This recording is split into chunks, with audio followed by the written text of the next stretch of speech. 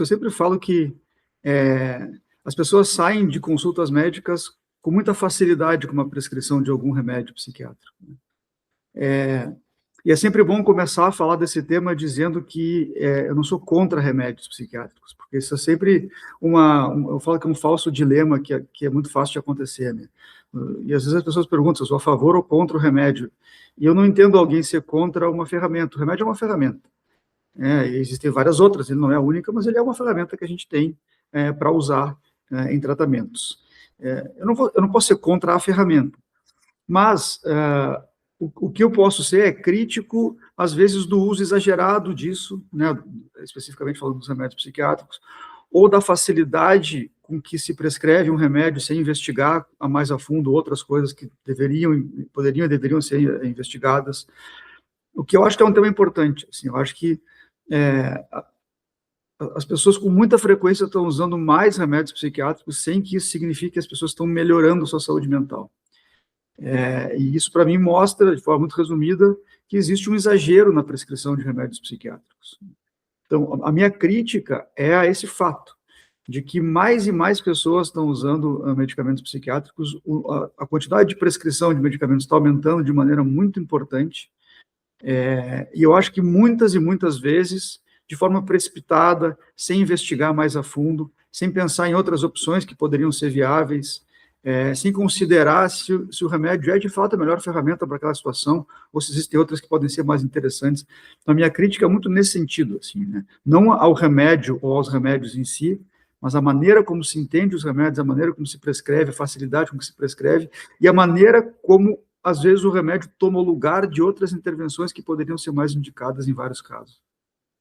Assim, muitas vezes existem profissionais que explicam um pouco para o paciente onde o remédio vai entrar, de que forma, como ele age, quais são os riscos potenciais que aqueles remédios podem ter.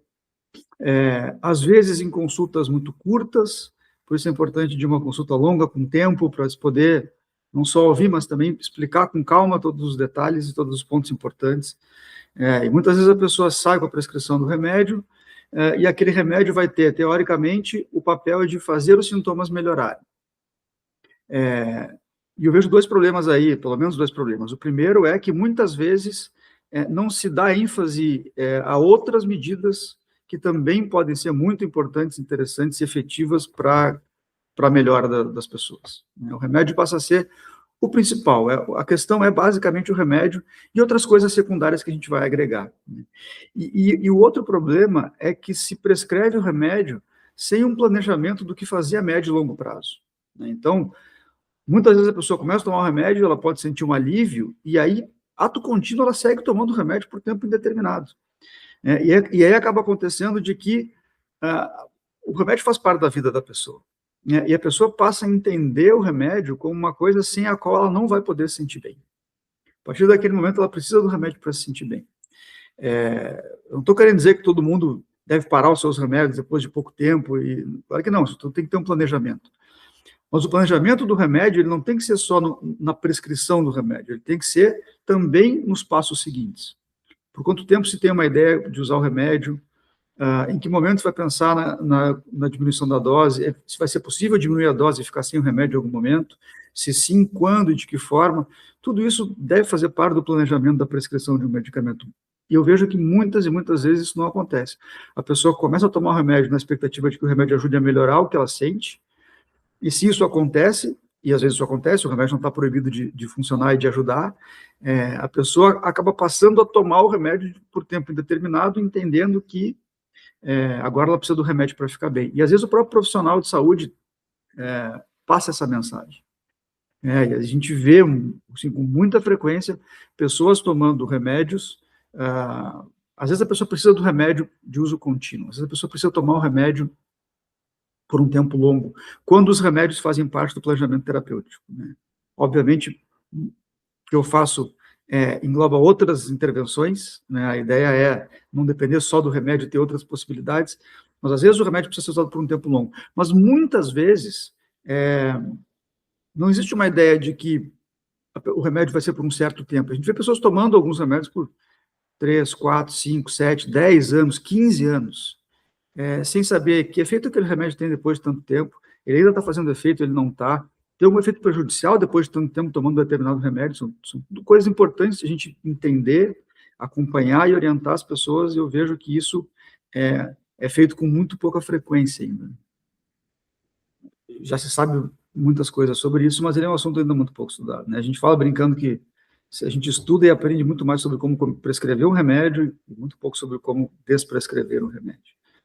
E aí tem, assim, tem situações diferentes, né? E a avaliação individual, caso a caso, ela sempre vai ser muito importante. E assim, existem situações, por exemplo, de pessoas que têm uma determinada condição de saúde mental crônica, e essa condição exige um tratamento crônico, ou seja, uma intervenção terapêutica que seja mantida de forma contínua para que aquela condição melhore.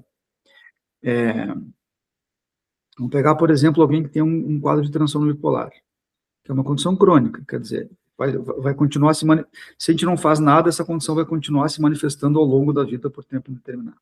Então, essa é uma condição que exige um tratamento contínuo. Bom, essa pessoa pode estar tomando seus remédios e não está melhorando, ela pode ter uma vontade de tomar menos remédio, ela pode estar com muitos efeitos colaterais, está incomodada com aquele tratamento, está procurando uma outra forma de tratar. Numa circunstância como essa, a gente vai implementar um tratamento diferente, que tenha o potencial de ser um tratamento efetivo, como, por exemplo, a terapia cetogênica, e a partir do momento que a terapia cetogênica vai fazendo o seu efeito e vai se mostrando realmente efetiva, a gente vai tendo a possibilidade de planejar a diminuição gradual dos medicamentos psiquiátricos para ver até onde é possível, né? Tem pessoas que conseguem abrir mão completamente dos remédios, isso acontece. Outras vezes se consegue diminuir a carga de remédios de maneira significativa, tomando menos remédios, poucos remédios, doses pequenas, isso também acontece. É muito pouco frequente que a gente não consiga diminuir carga de remédio numa terapia cetogênica efetiva. Isso é a exceção da exceção. Então, aí a gente vai fazer um planejamento a partir disso. Nessa circunstância, a gente vai, assim, a gente está trocando um tratamento por outro, quer dizer, existe a necessidade de um tratamento efetivo de forma continuada. Existem outras situações de, por exemplo, uma pessoa que há 7 anos teve um momento depressivo, e começou um antidepressivo naquela época, e aí a circunstância que gerou aqueles sintomas mudou, a pessoa melhorou, se reequilibrou, passou a ficar bem e continuou tomando o remédio, então ela está há 7 anos tomando o mesmo antidepressivo e ela se mantém bem. Bom, aí, o que provavelmente acontece? Esse remédio, assim, existe uma chance muito grande de ele não estar mais fazendo seu efeito. Quer dizer, a pessoa ela não segue bem porque ela está com o remédio esse tempo todo. Existe uma chance grande de que mesmo sem o remédio ela estivesse bem. Quer dizer, ela não tem necessidade de um tratamento contínuo. Aí, a gente pode pensar no começo de um processo de diminuição gradual do remédio. Bom, o que é importante levar em conta, né? O que as pessoas deveriam saber a respeito disso? O uso de um remédio psiquiátrico, qualquer que seja, vai induzindo no organismo, no cérebro da pessoa, adaptações a receber aquele estímulo que o remédio está querendo provocar. Isso, inclusive, é parte do mecanismo pelo qual o remédio funciona. Isso acontece com todo mundo. O corpo vai criando adaptações para receber aquele estímulo. Isso leva tempo. E com o tempo, aquelas adaptações vão cristalizando, elas vão ficando no modo que o cérebro da pessoa passa a funcionar. Quando a gente começa a diminuir ou retirar o remédio, isso também exige adaptações do organismo, do cérebro da pessoa, para passar a deixar de receber aquele estímulo. E essas adaptações tomam tempo, levam tempo também. É um tempo variável de pessoa para pessoa, não é um tempo padrão, mas isso toma tempo. O mundo ideal é a gente fazer um processo de diminuição do remédio numa velocidade proporcional à velocidade que o cérebro e o corpo vai se adaptando a ficar sem aquele estímulo. Esse equilíbrio faz com que não existam reações significativas à retirada do remédio. Reações de abstinência que os remédios psiquiátricos provocam, e a gente sabe que eles provocam. Se uma pessoa para de tomar o remédio rápido demais, com muita frequência ela vai ter reações muito complicadas, muito intensas, muito incômodas, às vezes muito, muito, muito intensas, que não tem nada a ver com o quadro que originou o tratamento. Como é que a gente sabe disso? De várias formas. Uma das formas é, se uma pessoa que não tem nenhum quadro psiquiátrico começa a tomar um antidepressivo, se essa pessoa para de tomar um remédio rápido demais, ela tem as mesmas reações. Quer dizer, existe uma diferença, isso é uma coisa importante de a gente aprender e observar. Existe uma diferença entre a recidiva e a abstinência. A recidiva é, eu tenho um determinado quadro de saúde, aqui nós estamos falando de saúde mental, por exemplo, eu faço um tratamento, aquele quadro melhora, eu paro o tratamento, aquele quadro volta a se manifestar. O mesmo quadro, é uma recidiva. Então, eu tenho um quadro de depressão, eu comecei a fazer um tratamento qualquer, minha depressão melhorou, eu parei o tratamento, depois de um tempo a minha depressão voltou. Aqueles mesmos sintomas começaram a acontecer. Uma recidiva da doença. Isso é uma coisa. Outra coisa é a abstinência, que é, eu comecei a tomar um remédio, tomei o remédio durante um tempo, um X, e quando eu comecei a parar o remédio, eu tive reações à parada do remédio, que na maioria das vezes são reações diferentes daqueles sintomas originais, não é o mesmo quadro, são reações muitas vezes mais físicas, de uma natureza diferente. Isso acontece não pelo quadro psiquiátrico, isso acontece pela retirada dos remédios. Esse é o quadro que quem não tem nenhuma doença psiquiátrica e toma remédio por um certo tempo também é capaz de desenvolver. E muitas vezes as pessoas e os profissionais de saúde confundem a abstinência com a recidiva. É uma coisa extremamente comum. Então, a pessoa está tomando seu remédio, seu antidepressivo, há 3 anos, 4 anos, 5 anos, e ela questiona para o seu médico, será que eu preciso desse remédio ainda? Muitas vezes, o que o profissional de saúde pensa, por senso comum, não por um conhecimento científico, mas por senso comum. Olha, a pessoa começou a tomar o remédio, melhorou e se mantém bem, o remédio continua fazendo seu efeito. Então, o profissional de saúde pensa, eu não gostaria que ela parasse de tomar o remédio. Então, eu vou dizer, olha, vamos experimentar, vamos parar o remédio.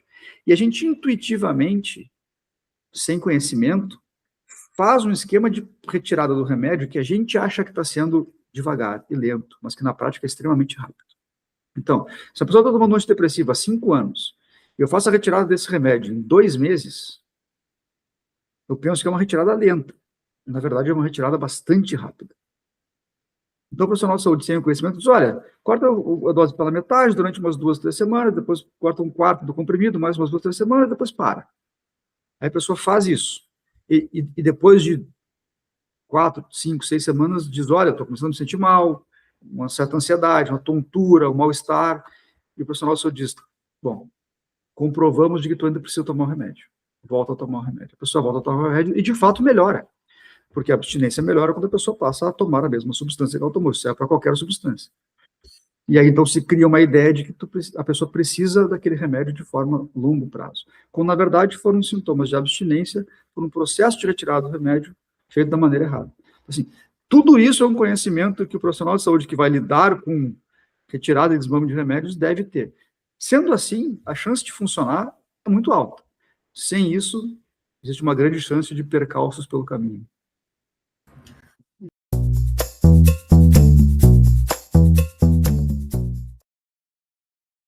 Não existem pesquisas que investigam isso, que mostram isso, mas a experiência de quem trabalha com terapia cetogênica sugere que isso seja verdade. Quer dizer, a gente costuma ver que uma terapia cetogênica bem feita parece diminuir a intensidade e a probabilidade de sintomas de abstinência quando a gente faz um processo de retirada de remédios psiquiátricos. Não é uma coisa que a gente pode afirmar com certeza ainda, é uma impressão da clínica de quem trabalha com isso. Uma outra coisa que também sugere que isso possa acontecer, e que aí sim a gente sabe porque já tem pesquisa mostrando, é que a terapia cetogênica diminui sintomas de abstinência em quem sofre de alcoolismo. Então, existe uma pesquisa que investigou uma intervenção cetogênica em pessoas com alcoolismo que param de beber. E aí a intensidade, a frequência dos sintomas de abstinência foram bastante menores em quem estava fazendo uma terapia cetogênica. E aí existem muitas semelhanças, porque são processos de abstinência, que, claro, que são as substâncias diferentes, mas que têm algumas semelhanças a respeito. Então, parece ser o caso de que a terapia cetogênica é uma ferramenta que facilita o processo de retirada gradual dos remédios psiquiátricos. Não é o que a gente pode afirmar com certeza, mas a prática clínica sugere isso, sim.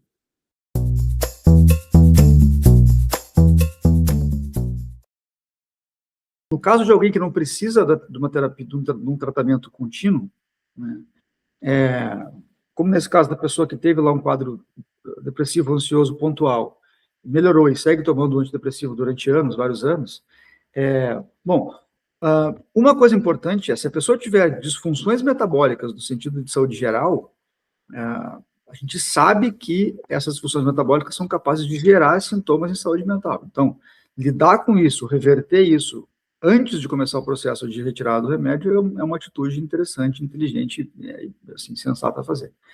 E aí as estratégias para fazer isso dependem de que tipo de disfunção metabólica, que tipo de pessoa. Aí tem, certamente, a cetogênica é uma das opções, existem outras também.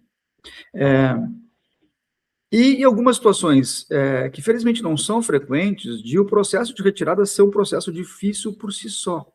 Isso, às vezes, acontece, ou acontece mais, tem mais chance de acontecer, em pessoas que estão tomando muitos remédios ao mesmo tempo, ou estão tomando remédio há muitos anos. Então, às vezes, tem pessoas que estão tomando 4 ou 5 remédios psiquiátricos, alguns há 10, 15 anos, e esses são fatores que, assim, dificultam, aumentam os sintomas de abstinência, realmente dificultam o processo, né? A gente sabe que a quantidade de remédios que a pessoa toma ao mesmo tempo é um fator que é um fator importante em ser mais ou menos difícil a retirada, o tempo de uso é um fator importante, e determinadas classes, alguns remédios são mais complicados no processo de retirada do que outros. Então, aí a cetogênica pode ser uma ferramenta para auxiliar o processo em si, ela pode entrar com esse objetivo. Isso tudo vai depender de cada situação, de cada pessoa.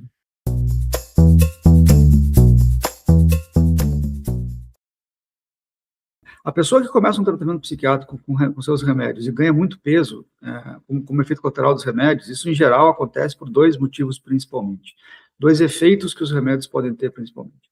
Um efeito é o efeito de aumento de fome, e o outro, que parece ser o principal, é a indução de uma disfunção metabólica da linha da resistência insulínica. Os remédios psiquiátricos, vários deles, causam ou pioram quadros de resistência insulínica, e a resistência insulínica é um fator que leva a ganho de peso, sobrepeso, obesidade, a gente está muito bem conhecido. Então, eu diria assim, uma intervenção eficiente para uma pessoa que ganhou muito peso em decorrência dos remédios psiquiátricos é uma intervenção que vai ter mais chance de funcionar se ela tiver um bom efeito em controlar o apetite e reverter as funções metabólicas da linha de resistência insulínica. E, bom, a gente sabe que as dietas com restrição de carboidratos são muito eficientes em fazer essas duas coisas ao mesmo tempo.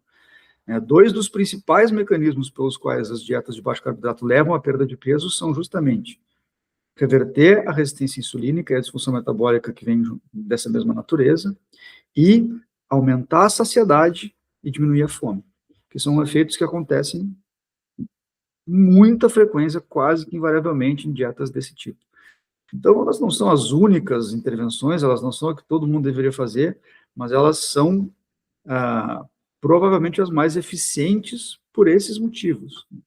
E as dietas com restrição de carboidratos são, em linhas gerais, essas as duas que a gente costuma usar, a dieta low carb e a dieta cetogênica. Então, na prática, é muito clara a alta eficácia da dieta low carb e cetogênica para perda de peso e controle de peso em quem está fazendo tratamento psiquiátrico, por esse motivo ganhou peso. Assim, a gente vê com muita frequência isso na prática. Outras formas, outras intervenções que vão aumentar a chance de funcionar, uma atividade física, por exemplo, isso, obviamente são coisas importantes. Mas do ponto de vista de alimentação, a outra possibilidade seriam as dietas com restrição calórica. A restrição calórica por si só leva à perda de peso, né, isso é bem conhecido, né? O balanço calórico negativo leva à perda de peso, isso é uma questão matemática inegável, a gente sabe que é assim. Um dificultador da restrição calórica nesses quadros é que a restrição calórica costuma a deixar a pessoa com mais fome. E o remédio psiquiátrico, se fez ela ganhar peso, também está fazendo isso. E a resistência insulínica também faz com que a pessoa tenha mais impulso para comer. Então, a pessoa vai ter que fazer um esforço enorme para se controlar e deixar de comer quando ela está com muita vontade, impulso para comer. Se a pessoa conseguir fazer isso, vai ter o efeito de perda de peso, mas a dificuldade provavelmente vai ser bastante maior.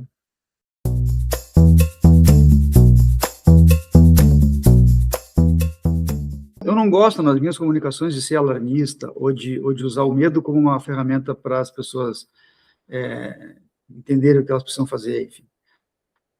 Mas aqui é uma coisa que eu acho que é importante comentar, porque as reações de retirada de remédios psiquiátricos, elas podem ser, não quer dizer que elas vão ser sempre, mas elas podem ser muito, muito intensas, muito desconfortáveis, e elas podem representar riscos, né, riscos assim, importantes, riscos significativos para as pessoas. Às vezes a pessoa pensa, eu vou retirar o remédio, eu aguento a reação e depois eu... às vezes pode ser assim, quer dizer, não é que seja proibido, mas existe a chance de não ser assim. E com frequência não é assim. Com frequência as reações são muito incômodas. Impactam a qualidade de vida de forma muito significativa. A pessoa não conseguir fazer suas atividades do dia a dia, não consegue trabalhar, não consegue cuidar dos filhos, não consegue, enfim.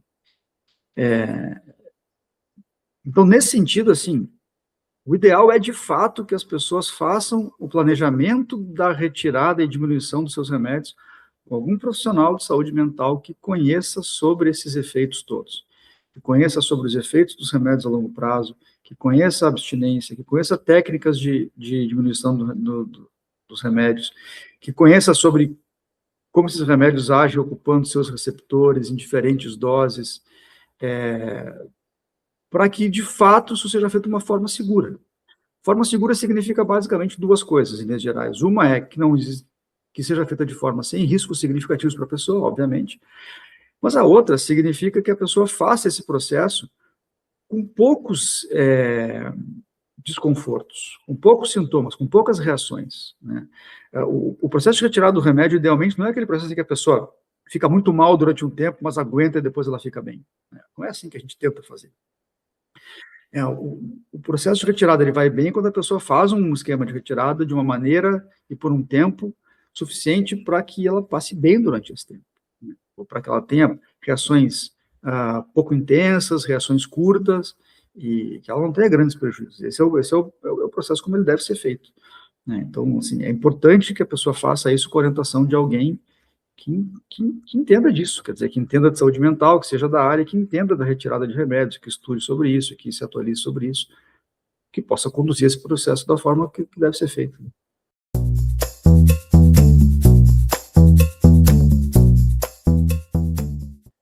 Isso é uma das consequências do alto poder e da alta eficiência da terapia cetogênica, né? A terapia cetogênica ela pode ser tão eficiente e tão potente que alguns remédios passam a ficar fortes demais. E a gente precisa prestar atenção em determinados tipos de remédios. Então, uma pessoa que faça tratamento com remédios, não só psiquiátricos, para outras condições também, né, principalmente diabetes, mas não só, essa pessoa precisa de uma avaliação de um profissional de saúde que entenda de terapia cetogênica para saber se ela precisa fazer ajuste de remédios. Às vezes, antes de começar a dieta, ela precisa ajustar alguns remédios. Às vezes, no primeiro dia da dieta, ela precisa ajustar remédio. E que também entenda o efeito que o próprio estado de cetose nutricional tem em determinados tipos de remédio.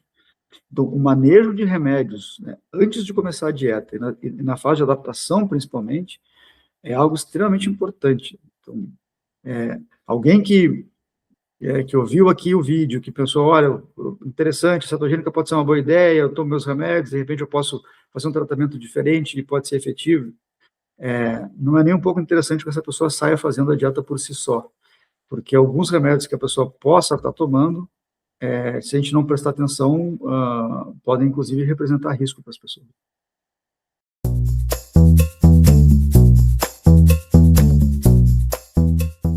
Duas coisas. Primeiro, a cetogênica ela nasceu como um tratamento. A cetogênica não é a dieta que todo mundo deveria fazer, ela não é a dieta da estética. Eu falo que a cetogênica nunca foi uma dieta para perda de peso, embora ela seja muito eficiente para isso. Ela não é uma dieta para melhorar a estética, embora ela seja muito eficiente para isso. Mas ela nasceu como um tratamento. A gente sempre soube que a cetogênica é um tratamento. E ela nasceu como um tratamento, sim, ela nasceu comprovadamente um tratamento eficaz para a epilepsia. Quer dizer, é uma intervenção que a gente sabe desde o início que muda de maneira muito profunda o funcionamento cerebral. Quando a gente coloca nesses termos, fica meio absurdo achar que uma dieta desse tipo não vai funcionar para quadro de saúde mental. A gente já sabe que como ela funciona e como ela melhora o funcionamento cerebral. Então, não acreditar que uma dieta pode ser efetiva para melhorar o funcionamento cerebral, aí sim, aí contra as evidências científicas que a gente já tem. Existem tratamentos psiquiátricos além dos remédios, eles não são a única opção.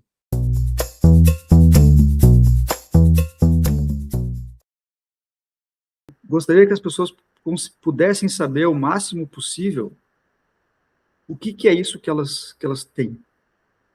O que é isso que elas têm não significa um nome. Né? Pode ser o nome também, não tem nenhum problema de elas saberem o nome se aquilo tiver um nome. Mas ir muito além do nome. Né? Assim, o que está acontecendo? De onde é que está vindo isso? Quais são as possíveis causas e raízes disso? Essa é uma das coisas que eu acho que as pessoas precisam saber, o máximo que a gente puder avaliar e o máximo que a gente puder explicar para as pessoas. E a partir daí, que as pessoas saibam quais são as opções de intervenções e tratamentos que existem. Eu acredito muito pouco no médico dizer para o paciente o que ele tem que fazer. Eu raramente faço isso nas minhas consultas. Eu acredito muito mais em um médico dizer para o paciente o que ele avaliou daquele quadro, no sentido do que é aquilo, e quais podem ser as raízes e as origens daquilo, e quais são as intervenções possíveis, e o que se pode esperar de cada intervenção. E aí a decisão do que fazer é uma decisão compartilhada, uma decisão conjunta. Então, o que eu gostaria que as pessoas soubessem é o que elas têm, e quais podem ser as raízes do que elas estão sentindo, e quais são as opções de intervenções e tratamentos que existem, o que se pode esperar de prós e contras de cada uma delas. A gente não tem certezas, então, eu jamais vou dizer para uma pessoa o que cada tratamento vai fazer por ela, mas o que eu vou sempre tentar dizer o que eu faço. Do que a gente sabe, cada tratamento, o que a gente pode esperar de cada tratamento, o que em geral acontece, quais são os benefícios potenciais, quais são os riscos, como é que a gente pesa tudo isso, e disso tudo tirar uma escolha compartilhada de qual caminho seguir e aí traçar um caminho a partir daí.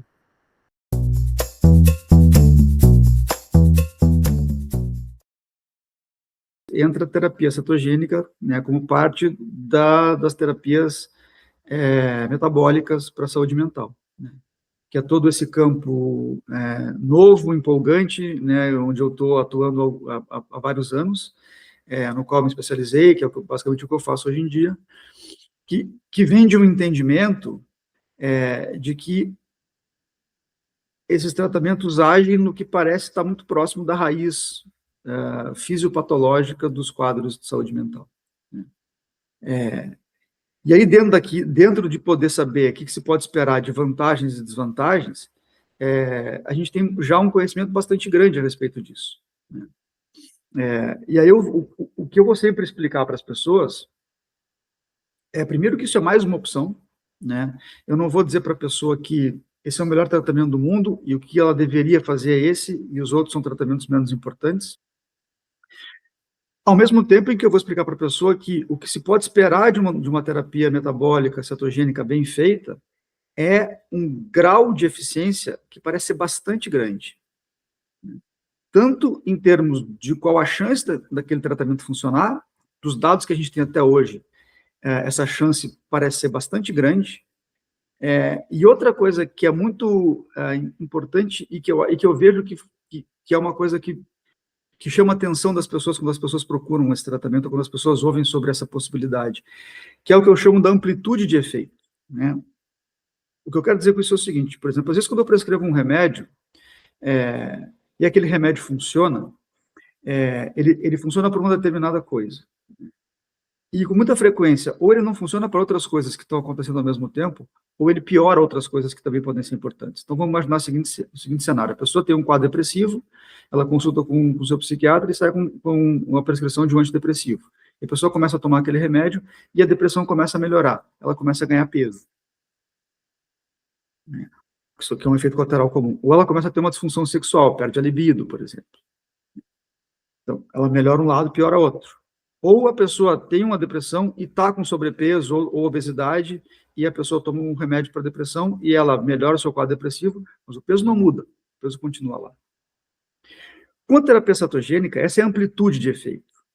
Né? A pessoa pode melhorar o seu quadro de saúde mental, é o que acontece na grande maioria das vezes, Mas, junto com isso, quase invariavelmente vem outros benefícios em outras áreas da sua saúde, que pode ser a perda de peso, que pode ser mais energia, disposição física, que pode ser melhora de parâmetros metabólicos, então ela está com os seus exames alterados, os triglicerídeos estão altos, o HDL está baixo, a glicemia está batendo na trave lá em cima, por exemplo, esses parâmetros melhoram. Às vezes ela tem alguma condição inflamatória que está atrapalhando, ela tem dores pelo corpo, ela tem alguma condição de base inflamatória, por exemplo, alguma doença autoimune, e a cetogênica pode fazer isso melhorar também. Então, existe uma amplitude de efeito muito grande na cetogênica, que é uma das grandes vantagens desse tratamento. Então, é uma ferramenta terapêutica, é mais uma ferramenta terapêutica, e eu vejo, assim, dentre os vários benefícios que a cetogênica pode ter, eu vejo, talvez, dois aspectos que eu acho que são os mais relevantes, assim, ou talvez os mais importantes para a prática. Um é o que eu disse agora, quer dizer, é um tratamento capaz de fazer várias coisas melhorarem ao mesmo tempo. Não é mágica, não é uma promessa de que tudo melhora, mas, de fato, várias condições que costumam acontecer, é muito frequente pessoas com quadros psiquiátricos terem disfunções metabólicas, pré-diabetes, diabetes, sobrepeso, obesidade, por exemplo, condições inflamatórias, dores, fibromialgia, e é muito comum que essas coisas também melhorem junto com o seu quadro principal, né, que vai melhorar com a dieta. Então, essa amplitude de efeito é uma coisa que eu acho muito importante, muito significativa na cetogênica. E a outra coisa é a capacidade de ser efetiva em quadros refratários, naquelas pessoas que já tentaram diversos tratamentos, diferentes tipos de psicoterapia, diversos medicamentos, combinações de medicamentos, trocas, aumentos de dose, atividade física, enfim, pessoas que fazem tudo isso e ainda assim não melhoraram, a possibilidade de ter um tratamento realmente eficaz em situações como essa. Então, isso é o que eu tento explicar para as pessoas, né, nas minhas comunicações e nas consultas, que as pessoas saibam que existe, essa ferramenta existe, e que elas podem aplicar isso e podem se beneficiar, mesmo quando outros tratamentos não funcionaram, existem muitos efeitos colaterais dos remédios, existem outras condições de saúde física, enfim, é um conjunto de intervenções que pode ser muito interessante em todas essas situações.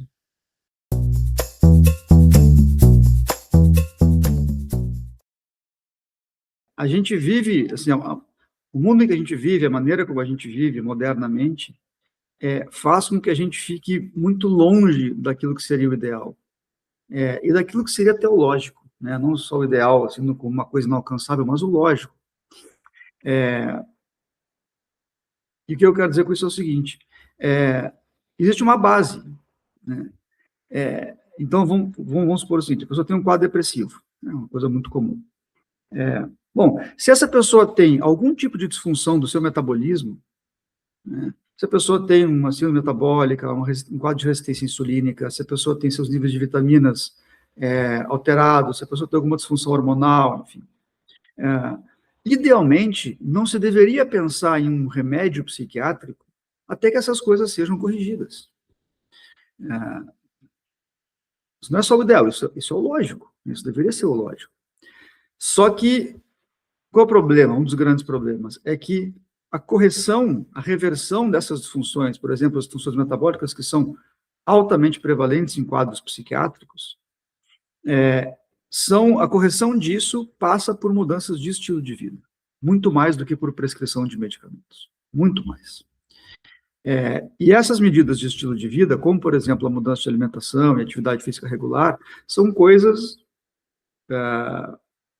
que o nosso estilo de vida moderno joga contra, dificulta. Então, passam a ser intervenções difíceis das pessoas aderirem. A gente se acostuma a pensar que é muito difícil, fazer dieta é muito difícil, mudar a alimentação é muito difícil, de fato é difícil, não vou dizer que é fácil. Então, a gente, às vezes, deixa isso de lado, tira um pouco do peso disso. Os profissionais de saúde muitas vezes fazem isso, porque já acreditam que a pessoa não vai fazer aquela mudança que ela supostamente deveria fazer, da alimentação, por exemplo. E as pessoas, às vezes, vão procurar atalhos, caminhos menos difíceis para melhorar aquilo que incomoda. Então, eu concordo que essas intervenções de estilo de vida, elas não deveriam ser mais uma alternativa terapêutica dentre outras, elas deveriam ser a base, elas deveriam ser o começo. Né? Quer dizer, se a pessoa tem disfunções metabólicas, ela deveria implementar intervenções para reverter essas funções metabólicas. Grande parte das pessoas fazendo isso teriam ou terão uma melhora enorme na sua saúde, inclusive na saúde mental. Grande parte do que a terapia cetogênica faz é reverter disfunções metabólicas. Não é uma coisa pontual, não é um efeito pontual, é um efeito amplo, através de diversos mecanismos, mas todos eles têm essa mesma característica: melhorar e reverter as disfunções metabólicas que a gente sabe que estão na base dos quadros de saúde mental. Então, esse é um ponto, quer dizer, acaba sendo mais uma ferramenta, no sentido de que a pessoa, de fato, na prática, faz uma escolha, né? Tem pessoas que escolhem não mudar a sua alimentação e tomar um remédio, ou mais de um remédio. E é uma escolha possível, a pessoa tem direito de escolher isso e vão ter profissionais de saúde que vão, de fato, prescrever o remédio e tirar um pouco da importância das mudanças de estilo de vida. Mas eu concordo que, idealmente, isso seria uma etapa posterior. A etapa inicial seria a correção dos estados, das disfunções metabólicas. Infelizmente, isso não é o que a gente vê na prática. Felizmente, como mais e mais profissionais de saúde têm falado de maneira séria sobre isso, e cada vez mais as pessoas estão indo atrás de informações de qualidade, isso está mudando de maneira rápida. As pessoas estão conhecendo mais sobre a importância das intervenções de estilo de vida, na saúde em geral, mas no tratamento de quadros de saúde, inclusive nos quadros de saúde mental, e estão começando a procurar profissionais que entendem e que saibam trabalhar com tudo isso, e que não vão ser só prescritores de remédio. Então, assim, é um movimento que está acontecendo e está crescendo, né? Mas eu acho que, enfim, existe um longo caminho pela frente ainda para que isso seja uma coisa mais difundida. E outra coisa importante é justamente o papel que as disfunções metabólicas têm na vida e ao longo da vida de pessoas que têm qualquer tipo de quadro de saúde mental, né? E aí tem alguns fatores muito importantes. Um fator muito importante é quais são as causas de mortalidade entre as pessoas que têm quadros de saúde mental crônicos. E as causas de mortalidade, as principais causas de longe, são as doenças metabólicas, as doenças crônicas. As pessoas morrem de infarto, AVC, resistência insulínica, alguns tipos de câncer, pressão alta, obesidade. Essas são as causas de morte. E as pessoas com quadros psiquiátricos crônicos têm uma expectativa de vida bastante inferior às pessoas que não têm um quadro psiquiátrico, por doenças metabólicas. O outro fator vários medicamentos têm como efeito colateral induzir disfunções metabólicas ou piorar quando já existem. Isso é muito comum em tratamentos com remédios psiquiátricos. Não são todos, não é todo mundo que vai ter, mas é bastante frequente. Algumas classes de remédio muito mais, outras classes não tanto, mas, de maneira geral, acontece com muita frequência. Então, fazer um tratamento psiquiátrico sem olhar para isso é tratar a coisa a curtíssimo prazo, sem saber quais são os problemas a médio e longo prazo. E aí os fatores de estilo de vida, os fatores metabólicos e tudo isso, eu concordo que não deveria ser uma opção entre várias outras. Isso deveria ser o que todo mundo deveria estar preocupado, o que os profissionais de saúde deveriam estar olhando, deveriam estar orientando, explicando, tratando de forma efetiva, e as pessoas deveriam ter acesso a essas informações, ouvir com mais frequência isso, para poder aprender sobre a importância disso, e também ir atrás de tratamentos que possam dar conta disso, não só resolver o sintoma de forma aguda, mas pensar o que vem adiante, né? O que vem a médio e longo prazo, e olhar para tudo isso é algo extremamente importante.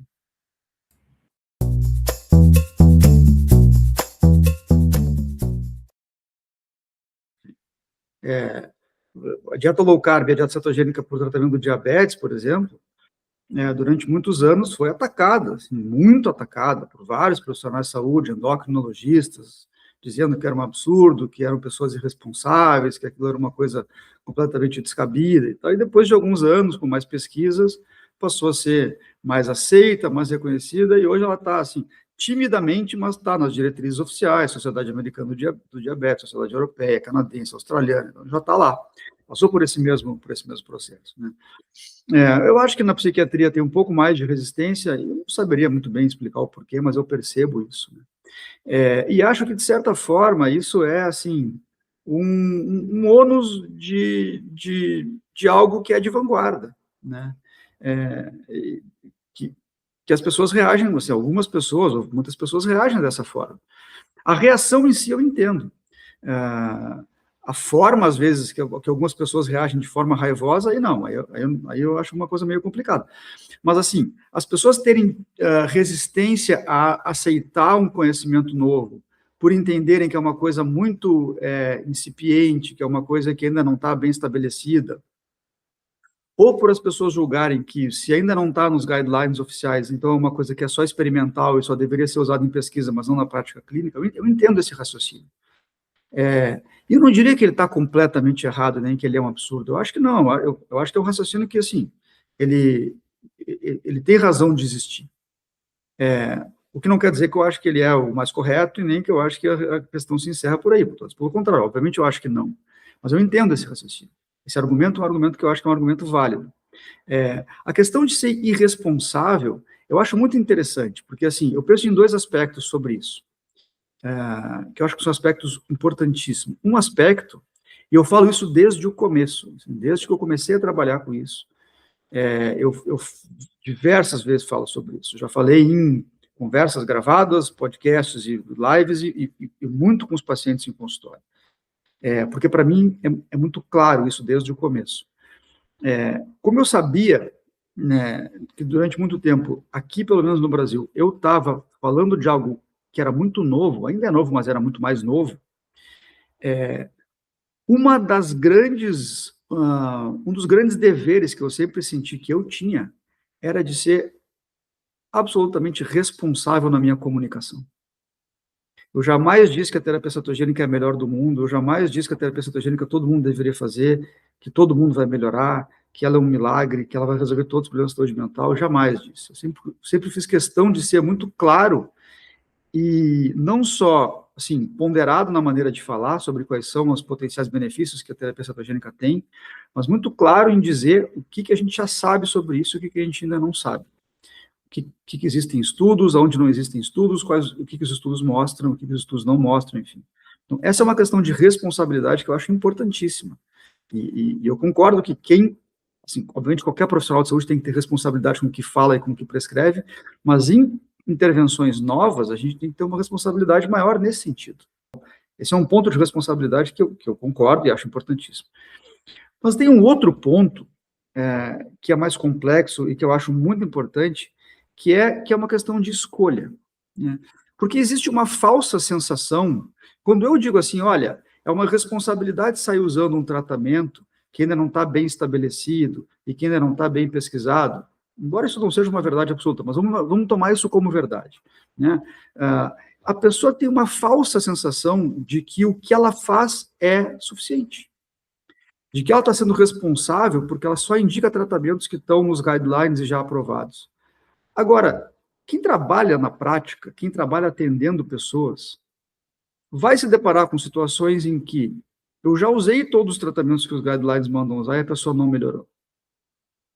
Se eu disser para essa pessoa que fazer um tratamento diferente dos guidelines é irresponsável, bom, eu posso achar que é irresponsável não tentar algo novo, se for sério e bem estudado, e dizer para essa pessoa que, olha, infelizmente o que eu tinha para te oferecer eu já te ofereci, agora a questão é tu te acostumar a viver mal, ou sem melhorar.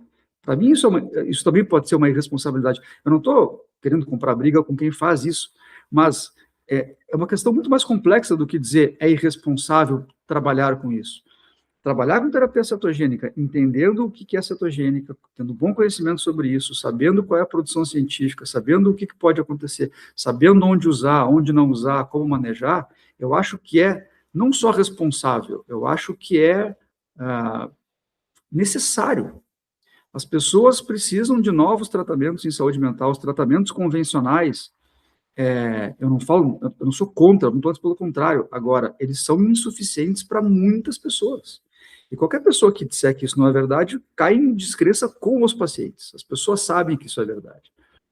Então, eu não ir atrás de outros tratamentos que podem ter o potencial de serem mais benéficos do que os que a gente tem, para mim, isso é uma acomodação, não é uma questão de responsabilidade ou não, é uma acomodação. E ir atrás de outros tratamentos é uma questão de inquietação para procurar novas terapêuticas que sejam eficientes. Essa é a inquietação que eu sempre tive. Agora, isso tem que ser conciliado com responsabilidade, com critério, com conhecimento científico. Isso não autoriza, isso é uma coisa que eu sempre disse também. O fato de eu sair dos guidelines e procurar outros tratamentos não me autoriza a fazer qualquer coisa para ver se funciona.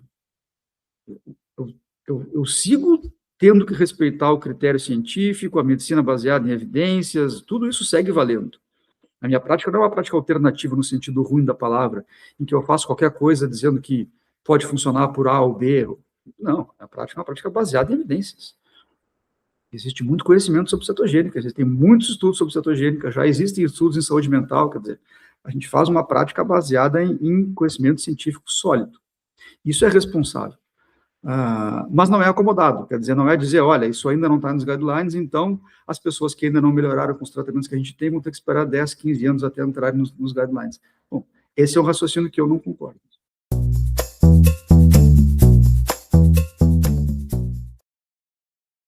É um comentário frequente, mas eu lembro de uma situação específica há anos, lá no começo, de uma pessoa, porque aquilo me marcou muito, porque era uma coisa que eu ainda estava começando a fazer, né, era no meu começo dessa área, num momento em que se falava muito menos do que se fala hoje sobre cetogênica aqui, existiam muito menos recursos também, e essa pessoa, enfim, com um quadro depressivo arrastado, complicado, crônico, me procurou e a gente fez uma terapia cetogênica e ela melhorou muito. Coisa que felizmente acontece com bastante frequência. E aí, numa consulta, quando ela já estava melhor, conversando, né, explicando que ela estava bem e tal, claro, muito satisfeita por ter finalmente tido uma melhora significativa depois de muito tempo tentando, não conseguindo, ela me fez essa pergunta, assim, e ela estava com uma mistura de, assim, curiosidade e indignação ao mesmo tempo. E a pergunta foi essa, olha, eu já passei eu não vou lembrar quantos, mas por tantos psiquiatras, por que é que nunca ninguém me disse isso? Por que é que nunca ninguém me disse que isso existia, que isso era uma possibilidade?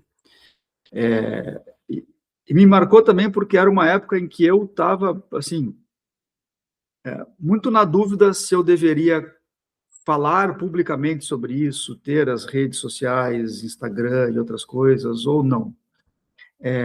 E aquilo me ajudou a entender que sim, eu deveria, né? Porque se eu começasse a praticar isso só no meu consultório, as pessoas que me procurassem, né, e fizessem um tratamento poderiam ter melhoras impressionantes, então, mas as outras pessoas não saberiam disso, e isso serviria para muito pouca coisa, né? Claro que para as pessoas individualmente seria muito significativo, mas só quem chegasse até mim por algum motivo qualquer iria saber disso. Então, aquilo me ajudou a entender que eu deveria, sim, falar sobre isso. E com o tempo, as pessoas foram se informando. O que a gente vê hoje são as pessoas indo atrás de conhecimento. Isso tem vários lados, né? É claro que isso abre espaço para muitas pessoas se tornarem, assim, influenciadores de saúde e aí saírem falando coisas de qualquer jeito, e às vezes coisas que não são as mais interessantes, nem tem sentido, nem são coisas corretas e tal. Isso acontece, né?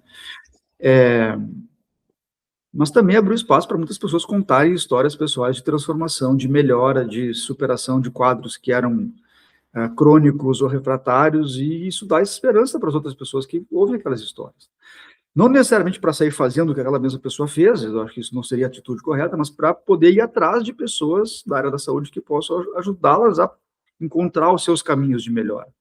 E as pessoas começaram a entender que existem possibilidades de caminhos de melhora significativa. Não é uma garantia, não é uma certeza, mas é uma possibilidade grande para muita gente, né? E a gente vê cada vez mais pessoas contando suas histórias, e às vezes pessoas que tiveram histórias de transformação, ficaram muito inspiradas e resolveram tentar ajudar outras pessoas, mesmo não sendo da área da saúde. E eu acho que existem formas sérias e corretas de fazer isso, tem muita gente boa fazendo isso, E aí vai multiplicando o conhecimento, e as pessoas começam a ter mais acesso a isso, começam a ir mais atrás. Eu acho que isso é um movimento que eu vejo acontecer e que eu acho extremamente salutar, assim. Eu acho que, assim, foi-se o tempo em que a pessoa ia no médico e o que o médico dizia era só o que existia, né? Eu, obviamente, não vou... eu acho que a figura do profissional de saúde é importante, evidentemente, esse conhecimento a pessoa tem, né? Existe uma assimetria entre o profissional de saúde e o paciente, e essa assimetria continua existindo. Agora, a possibilidade das pessoas irem atrás, fazerem as suas pesquisas, e depois também encontrarem os seus profissionais de saúde que se encaixam mais com o que elas pensam, com o que elas querem, isso é fantástico, isso está mudando, assim, radicalmente a maneira como as pessoas acham seus profissionais, decidem seus tratamentos, e a probabilidade de melhorar começa a aumentar cada vez mais.